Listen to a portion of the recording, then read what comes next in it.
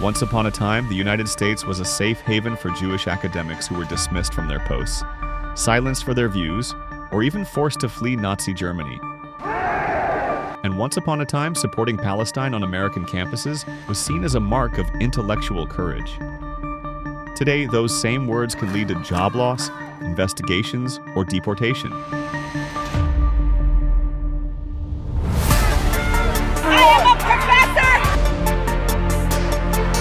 Many of those students were troublemakers.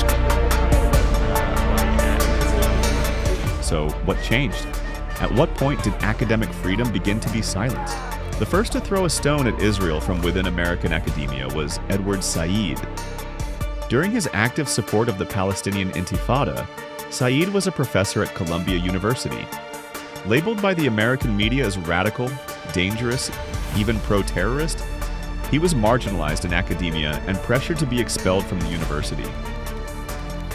Around the same period, another professor joined the chorus of criticism against Israel, this time from MIT, Noam Chomsky. Though Chomsky wasn't dismissed or officially censored, he faced public smearing, mainstream media blackouts, cancellations of public appearances, and harsh protests. Joining this first generation of American academic critical of Israel was political scientist Norman Finkelstein, who emerged from DePaul University in the 1990s. Both of my parents were in the Warsaw Ghetto Uprising, and it's precisely and exactly because of the lessons my parents taught me and my two siblings that I will not be silent when Israel commits its crimes against the Palestinians. Until the 2000s, Finkelstein endured marginalization, defamation, and the inability to secure academic positions. And by 2007, he was denied tenure, completely excluded from academic circles, and unable to find publishers for his books. So what happened after the 2000s that made the pressure on Israel's academic critics even more intense? To answer that, we must examine a few key developments. First, in response to Israel's increasingly violent policies in Palestinian territories post-Second Intifada, Muslim student groups across American campuses began organizing more powerfully, influencing others and gaining traction. In retaliation, the Pro-Israel Middle East Forum, founded by Daniel Pipes, activated its Campus Watch program in 2002. Its response?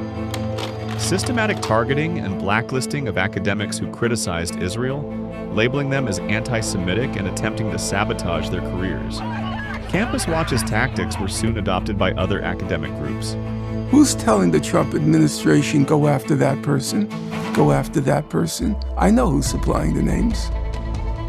The Canary Mission, all of these these foreign agents of a genocidal state, they're supplying all the names. These cases sent a clear message to others.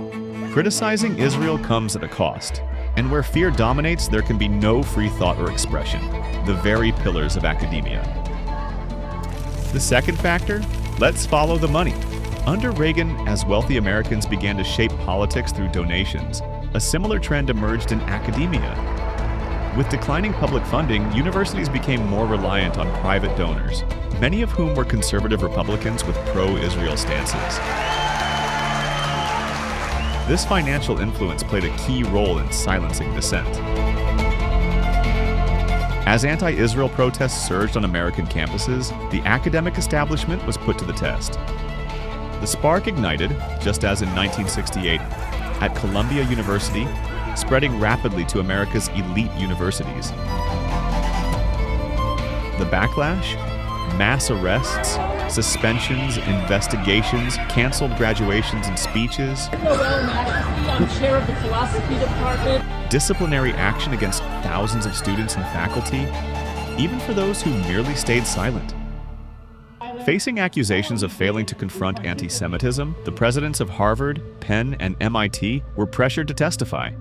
Does calling for the genocide of Jews violate Harvard's rules of bullying and harassment, yes or no? Again, it depends on the context. It does not depend on the context. The answer is yes, and this is why you should resign. These are unacceptable answers across the board. Following this, the presidents of Harvard and Penn resigned. In March 2025, the Trump administration threatened to cut hundreds of millions in funding to Harvard, Columbia, and Penn over alleged inaction against campus anti-Semitism. Elsewhere, Tufts University doctoral student Rumaisa Öztürk was detained after publishing a paper critical of Israel. Her student visa was revoked. You have made millions and millions of people across our country so proud of the way you have fought, you have resisted, you have stood up to injustice.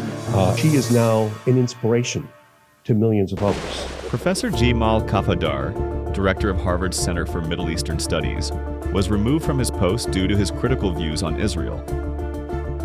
A significant role was played by the Harvard Jewish Alumni Association, which had been monitoring anti-Semitic statements since the protests began, echoing the tactics of Campus Watch.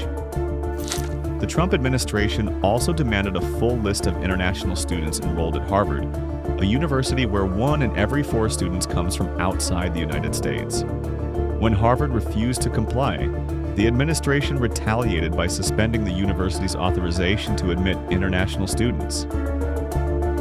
It shouldn't be 31%. It's too much because we have Americans that want to go there and to other places, and they can't go there. Now the question remains, how much further will American academia retreat from its founding principles of free thought and expression under pressure from the Israel lobby?